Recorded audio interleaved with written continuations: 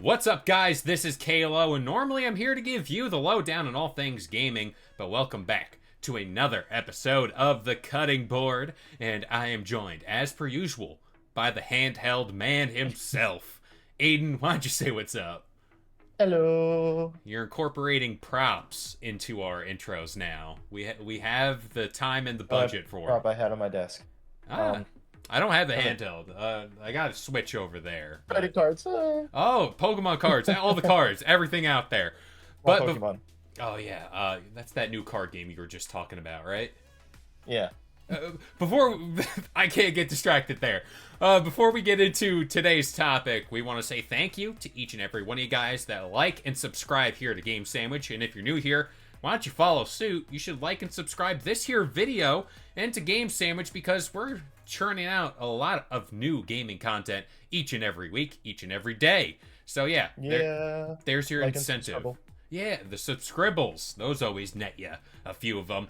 But I have a question because as I heard in a Fallout game once, war never changes. And as I sit here on my perch in the gaming room as per usual to deliver gaming news, I've seen all the big three console makers might be up to some handheld business. We got the Switch 2 on the horizon.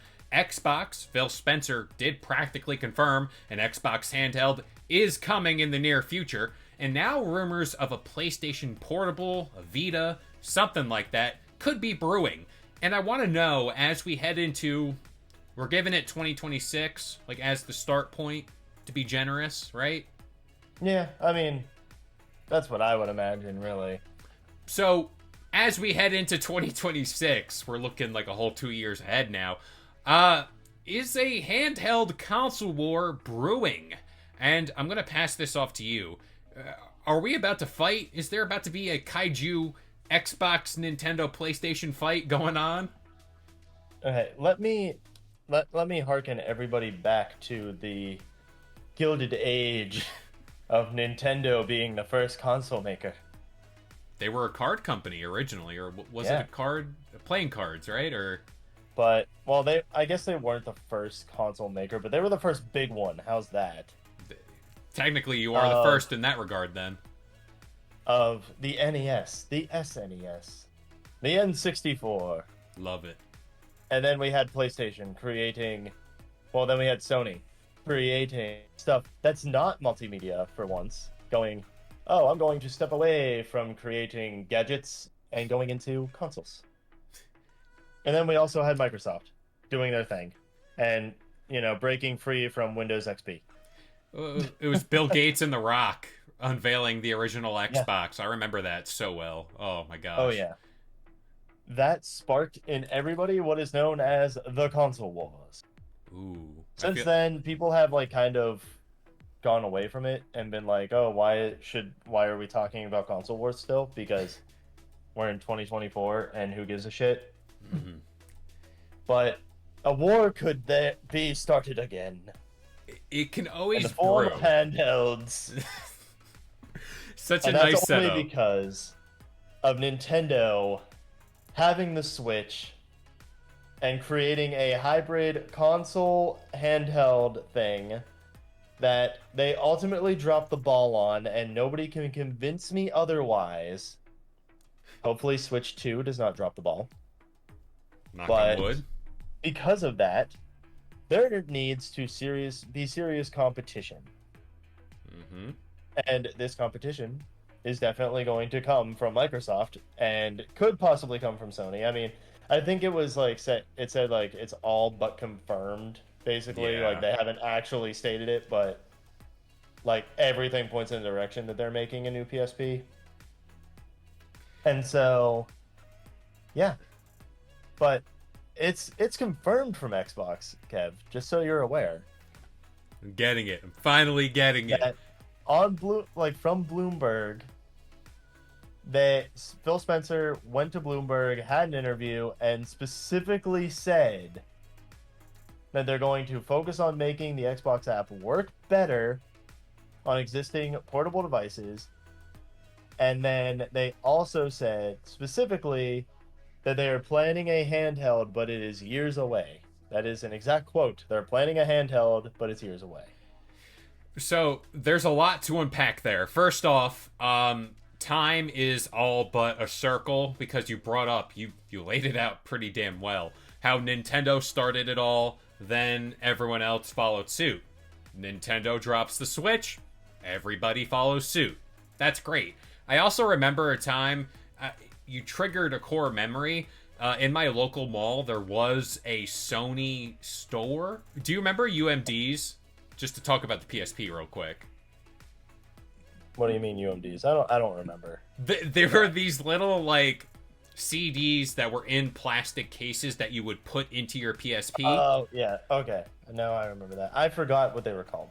Yeah, see, I can't remember much, but I can remember little gaming historical bits here and there. I think PlayStation would be very foolish to not make a native handheld device. I mean, like you said, it's all but confirmed.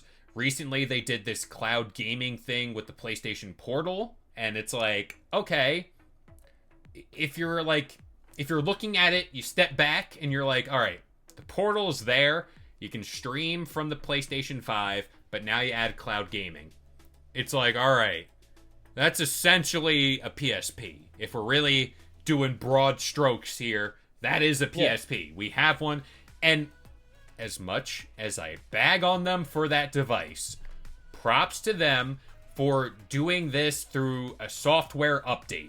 They could have easily said, hey, PlayStation Portal 2.0 or 0.5 or whatever. Here's a brand new SKU that plays cloud gaming. But no, they did it through this software update, free of charge. So I want to give them their flowers there. Xbox, on the other hand, has not dabbled in the handheld market, at least that I can remember. Do you count a Steam Deck? Do you count like stuff like that? No, because Steam Deck is Valve. It's not Microsoft. They didn't partner with Microsoft for it. They made it themselves. I mean, I'm more speaking in the sense where like it can play Game Pass, where it's like technically, it can't technically play Game Pass unless you really manipulate it. Okay. To play Game Pass, because it's a Steam Deck. It's meant for only Steam stuff. There you go. So straight up wink, Xbox wink. Wink wink. Straight up Xbox handheld has not been released before. It's been a thing that I've been barking at the moon for years now. And now that it ties into that, this is an Xbox campaign they recently released. I've always been in the camp. Whenever the Xbox comes out in 2026, 2027, whatever, eliminate that Xbox Series S. Get rid of it. Apparently, there's so many problems there. Release your high-end Series X type model, whatever you want to do, disk drive or not.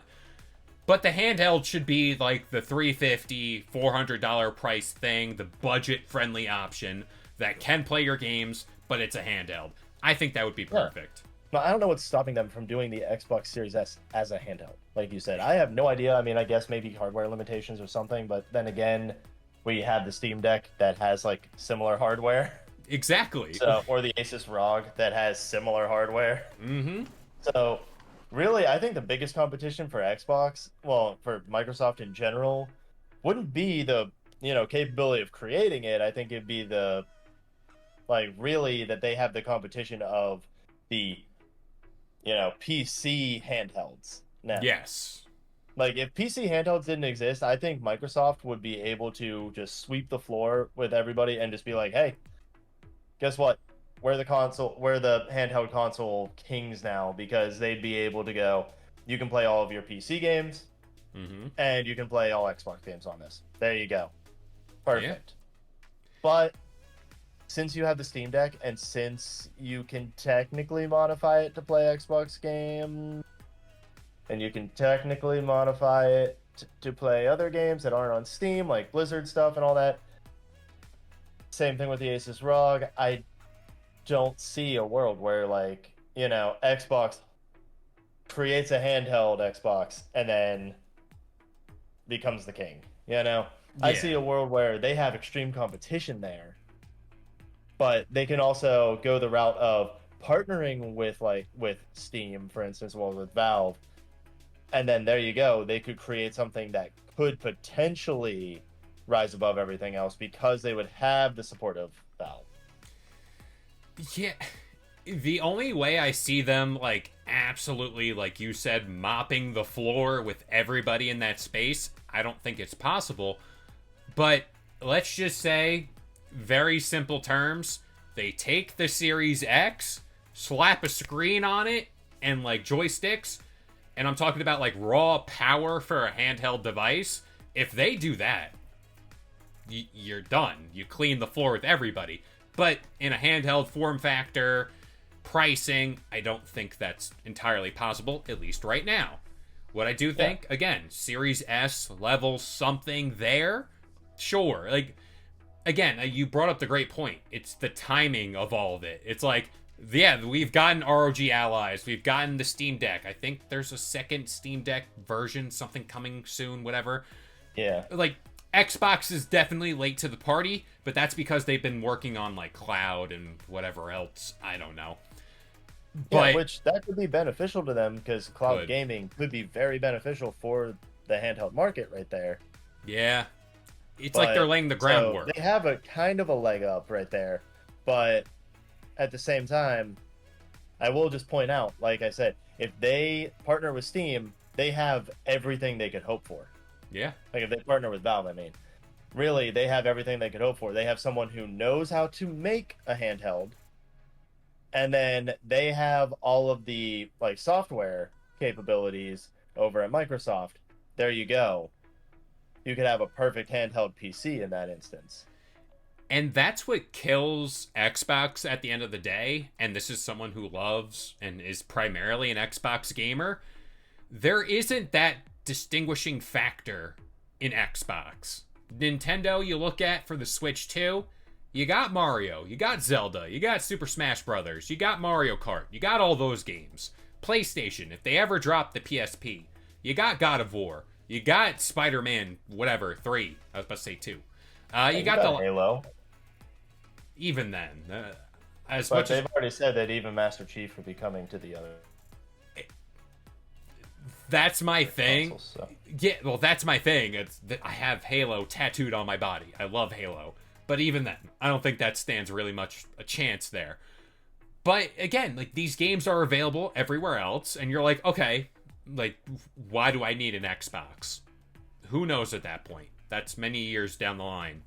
But distinguishing factors, I don't think Xbox has that. The only thing I think they could bank on is one, the cloud, and two, making this device as powerful as you can in a handheld form factor. Yeah. I mean, if they like I will just keep repeating my mantra right here. Partner with Valve. Yeah, no, if they can get Steam. They can easily surpass both Nintendo and Sony. Yeah. They can easily do that. I think Sony stands a greater chance of actually like being better in the handheld market space than Nintendo and Microsoft, solely because they have a little bit of experience already with the handheld marketplace. And they've already done the PSP in the past. They did the PS Vita as well, which didn't do as good, but people still liked it. And so if they kind of take what you said, like take the PS like Portal or whatever, like the PlayStation Portal, and they actually make it a viable console, then there you go. You have a good handheld that would be better than anything Nintendo has, mainly because Nintendo only relies on their exclusives to do anything. Yeah. Those are like the only two franchises keeping Nintendo alive. And I mean, you can argue like Metroid and all that, but they don't really do too much with those, like with other franchises other than Mario, Zelda, and Pokemon.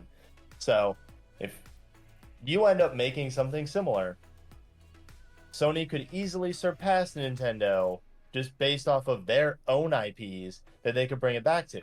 Imagine a handheld where they go, oh, you know what? We're releasing the PlayStation portable machine, whatever you want, whatever the fuck you want to call it. You're releasing this, but then imagine, Kevin, if you would, they go, now at launch, we give you a new Jack and Daxter game, a new Sly Cooper game, a new Ratchet and Clank. Then you're suddenly going, oh, okay, I don't give a shit about Nintendo. I want this. Blinders are on. I'm focused.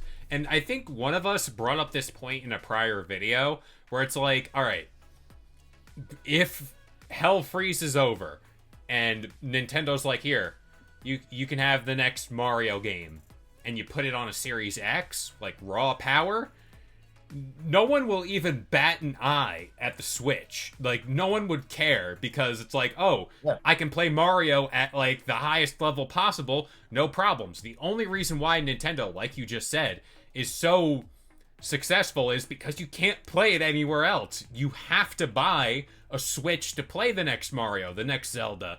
That's the only place. And then that brings up, like, a weird loophole, like, parallel universe type deal where it's like, all right, if Xbox does work with Steam and Valve, technically, kind of, sort of, you get PlayStation games on an Xbox console. Because, like, God of War, Spider-Man, they're all on Steam now. And so at, like, that point, do we start to see if handhelds and stuff really progresses as we're billing it to? Do they have second guesses on, like, where we put our games, how we put them out, all that stuff? Or do you think it just kind of proceeds as usual? I mean, from Sony's perspective, I honestly, like, if Microsoft releases a handheld, I could easily see Sony saying, okay, we're not bringing games to PC anymore. Just solely if they want to keep the exclusivity, which I know that they enjoy it, but they also, when you think about it, Spider-Man released, okay, now it's on PC a year later. Yeah, it's way beyond. So that year of exclusivity matters to a lot of people. So really, it might not change anything. It could really just be a, oh, yeah, I'll get this in a year, or, oh man, I really want to play this. Yeah. So that means I'm gonna go get that PlayStation, like that portable PlayStation, or I'm going to go get this PlayStation console so I can play it early. That was the one thing, like, whenever I think about a PSP or a Vita coming out, and I believe the term was hubris. PlayStation has this hubris about them where they release a device and they don't support it. I'm looking at the PSVR 2 that is getting a handful of titles. If we look back to the original gripe with the PlayStation, I must say Portal, with the PSP and the Vita, it was support. They didn't support the console. And it's like, do we trust them? Did they learn from their mistakes when we see it's happening with the PSVR 2? I don't know. They supported the PSP a little bit, but then the PS Vita support went, here's where it was.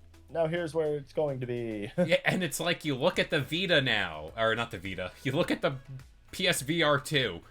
It's like, do we trust them? Like the Portal, yes, it just got that cloud gaming update. Arguably, I think that's a feature that should have been on the console from day one. Better late than never, I guess. But at the same time, do I trust them this time around? Did they learn from their mistakes? Are they listening to the people? Where it's like, all right, this is what it needs to be to sell this amount of consoles, and we can do it easily. We just gotta listen. But again, support is very key here.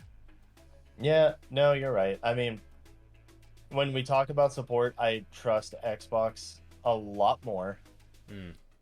I don't trust Nintendo in the slightest for support, and I don't trust Sony, because Nintendo, as much as they want to support, they don't support that well, or they take really long to support something.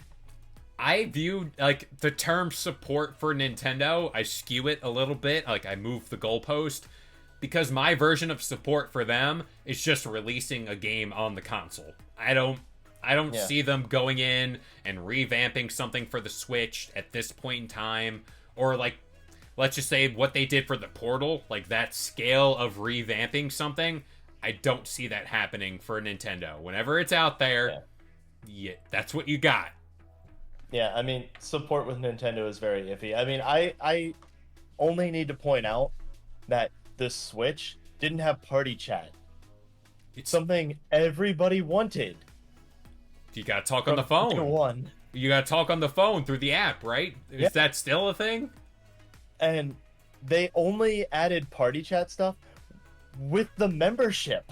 So, Like, come on. Nintendo for online, just don't go there. Just Yeah, so it's do not like go I there. don't trust them when it comes to support for like consoles or games that much. I mean, really, it's like okay, Pokemon Scarlet and Violet. That game is still terrible Mm-hmm. because they haven't supported it to the way like in the way that they should. So, really the only one when we talk support, I only trust Microsoft And that's when saying it a comes to lot. support because like it or hate it, that like them or hate them, Xbox has received updates that have mattered Yeah. in the overall scheme. They like Microsoft has actually paid attention to what people have said Yeah. and actually cares about like releasing games on a wider variety of consoles and a getting them to more people. So they also want to get that support to more people. I mean, really, if Sony follows suit with that, then that would be nice, but I highly doubt that. And to kind of harken it back to like this console war, I do think out of if I had to rank factors that could influence this war, one or two, I gotta say price for each of these devices. I think that's the big selling factor. Like I've said before, I think the Switch 2 comes in at around $400. So anything above 400, let's say 5, anything upwards of 5, you got a problem. The Portal right now, I want to say is 2 something. I'm going to bring it up. How much is the Steam Deck? I want to say 4. Somewhere in the 4. Steam Deck price, if you buy it new for the 512 gigabyte one, is $600. Oh. Okay. And yet people still buy that. Yeah. So, So is that the when you benchmark think then? about it.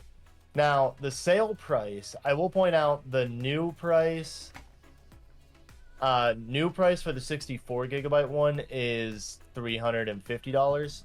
So I will point that one out. Yeah. But like if you're so here you go. On Steam's official website, it's actually $400 for the 256 gigabyte one. $550 if you want 512 gigabytes, and then for the newest one, $650 if you want the 1 terabyte OLED model. But odds are you're gonna want that 1 terabyte because most games like Call of Duty is 160 something gigs. Yeah. Let's just. That's where Nintendo kind of has an edge because Nintendo has smaller games. Like you look at the download size of Tears of the Kingdom, and it's like 10 gigabytes compared to insane. Like compared to Call of Duty, which is over 100. Like, and that's just for like an expansion on the game. Like it's not even like that's a normal update. 60 gigs. I was updating Fortnite on my Series X. That was like 60 something gigs. I'm like, what? Yeah. Yeah, so really, I mean, Nintendo just has the edge whenever it comes to game size, I would say. Yeah. But, I mean, really, if you're offering, like, Call of Duty on a handheld console that you can take with you anywhere, and, like, let's say you can even connect it to cellular service. You're just making money right there. Anywhere. Yeah. People will definitely pay $600 to get that. Call of Duty Mobile is a thing, and apparently that's a very popular game. So imagine offering up Black Ops 6 like on the Switch, like on a Switch-like device, I should say. You're done. Like that's your moneymaker right there. I mean, it's over. It's game over. Yeah, that's where I'm saying like Nintendo, they can't go over 450 for the Switch 2. They can't because their games are tiny. They don't offer as much entertainment as games on like PlayStation or Xbox. Like I will argue day and night that if someone says Tears of the Kingdom offers more entertainment than like Horizon Zero Dawn, for instance, I would say Horizon Zero Dawn blows it out of the water every single time. Wow. Or like Horizon Forbidden West. You know, there's more content in that game for you to explore. Now, that's why I'm saying that's Nintendo can't go over 450. No, but not at all. If you take Xbox and you go, okay, I'm making something comparable to the Steam Deck and giving it a terabyte of memory, then you can feel free to charge $550, $600 and people will buy it because it's worth that. Yep. Oh, yeah. Because you can get a better experience and you can actually enjoy a wider variety of games and you can enjoy them with higher quality too. There also comes that point where it's like people just hear Call of Duty run smooth on a handheld device. They don't care about the price. They're they're just like, yeah, sure, give me it right here. I need it now. And it's like, yeah, you're gonna get those people. I'm one of those people. If I could take Halo Infinite with me on the go, like, that's my dream. Like, I remember the days where I had my GameCube and there's this little TV thing that flipped up on it, and I took it with me on vacation every single time. I'm like, I need that. I need that experience I'd sit again. in the car with that thing right there. Oh, I'm really dating myself I would there. sit in the car with that little screen attached. Yep. And I'd plug it into one of those like power banks that you plug into the car, and I'd be like, okay, I'm going to play my GameCube while my mom drives us to wherever we're going. And that was quintessential, like, oh my gosh, humanity did peak there. But now imagine taking like a Series X, cramming it into this handheld form factor. I mean, come on, like, take my money. I don't care. Normally I complain about price, but for that type of console, I'll be like, you know what? Whatever. We're doing it. We're doing it right now.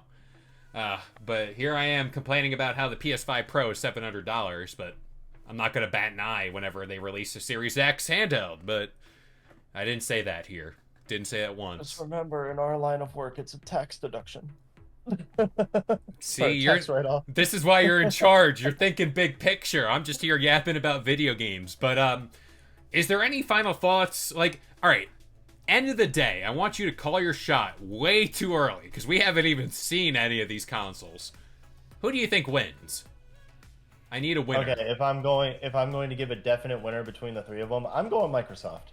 Okay. I'm going Microsoft based off of a wider range of games, 1 and 2, more support, and 3, they can actually they have the PC marketplace in their midst. Like they can harness that and actually like do something with it. Yeah. They have full access to PC parts. They have full access to a lot of stuff. Like, so Microsoft all day. They will be able to beat everyone else, I think. I'm there with you with Microsoft only for the fact I'm looking at the next few years worth of games for them, and I'm looking at like Fable, I'm looking at Elder Scrolls. I assume, I would like to hope take and my pray. money if Fable goes onto a mobile. Like, exactly. And like, I'm hoping and praying we get the next Fallout within the next 7 to 8 years. I'll be generous. That on a handheld, please. Please. Please, not if they're already working on Starfield 2. They care more about that than Fallout. I like Starfield. I'm going to say that here. I like Starfield. You and 10 people. Wow. Don't...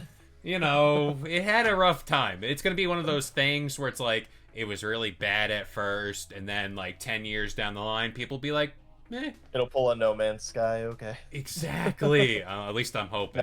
You want to know what is a better Starfield? What? Outer Worlds.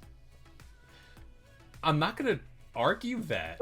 Surprisingly, I'm not going to argue that. I really like the Outer Worlds, but that's just Obsidian being Obsidian. Speaking of Avowed, can't wait for that. But yeah, I'm going to go Microsoft as well. I'm here for Microsoft. Give me that handheld. I'll buy it day one. And I have always said my biggest regret with the Series X is I didn't have a need for it at the time. I would have went with the Series S if I really thought about things. But yeah, if they release this handheld in that space, I'm taking the handheld, no doubt. Yeah. No, I would agree with that. I mean, I will take the handheld, no doubt, in that. I trust them way more than I trust Sony. We live in a world where... As much as I love Sony. We live in a world where it's like, in 8 years, I could be packing up my backpack, and I'm like, all right, here's my Switch 2, here's my Xbox handheld, and here's my PSP. All modern, All three. I have them all together, like the Triforce. I'm there. I have it. It'll feel wrong, but you know what? I'll have all my games with me. And Ooh. yeah, right. That's You know what? I like that. I like that analogy right there. Just because, I mean, I feel like Xbox, Triforce of Wisdom, yeah. PlayStation, Triforce of Power, Nintendo, Triforce of Courage, just Ooh. because they're courageous in the fact that they still even try. That is fair. And then imagine, well, this goes on to a whole other rant. GTA on one of those devices. Oh yes. Done. Xbox handheld before GTA 6. Oh my. Knowing our luck, probably. We haven't even gotten another trailer. But yeah, that about does it for this episode of The Cutting Board. If you want to talk more about handhelds, your favorite games, or whatever else have you, join our Discord because the links to that is all in the video description down below. And if you're new here, consider subscribing to Game Sandwich for more gaming content just like this. But as of right now, I've been Kalo, joined by Aiden, and we'll see you guys next time. If you enjoyed today's video and want more content just like this, consider subscribing to Game Sandwich for all your news, rumors, and reviews. And we'll see you guys next time.